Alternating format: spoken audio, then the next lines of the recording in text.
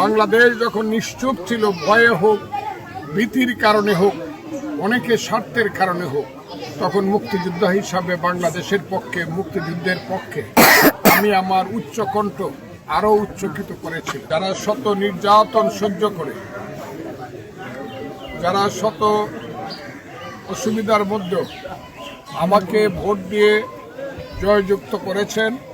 আমার এলাকার জনগণের প্রতি আমি আমার সালাম, আমার কৃতজ্ঞতা জানাচ্ছি। এবং সঙ্গে সঙ্গে কথা বলছি যে আপনারা শান্তিপূর্ণভাবে অনুষ্ঠান যে যেখানে করেন, কিন্তু অনুষ্ঠান যাতে শান্তিপূর্ণ এবং আইনের মধ্যে হয়, সেই অনুষ্ঠানগুলো আপনারা করেন। আমি আপনাদেরকে, এই এলাকার মানুষকে বলবো, আমি আপনাদের জন্য যা করার,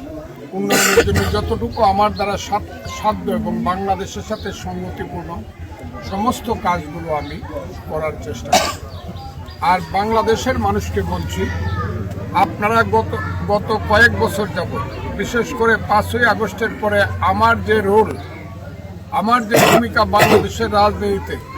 যখন বাংলাদেশের মুক্তিযুদ্ধকে চিরতরে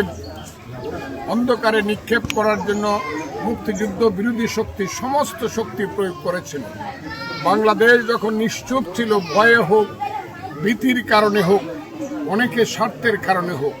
তখন মুক্তিযোদ্ধা হিসাবে বাংলাদেশের পক্ষে, মুক্তিযুদ্ধের পক্ষে আমি আমার উচ্চ কণ্ঠ আরও উচ্চকিত করেছি। এখন আমি বাংলাদেশের মানুষকে বলবো, আমার যে ভূমিকা ছিল 5ই আগস্টের পরে মুক্তিযুদ্ধের পক্ষে, মানুষের মুক্তির পক্ষে, এদেশের অসাম্প্রদায়িকতা, ধর্মনিরপেক্ষতার পক্ষে, মানুষের পেটের ভাত, পরনের কাপড়ের পক্ষে, মানুষের চাকরি কর্মসংস্থানের পক্ষে, আমি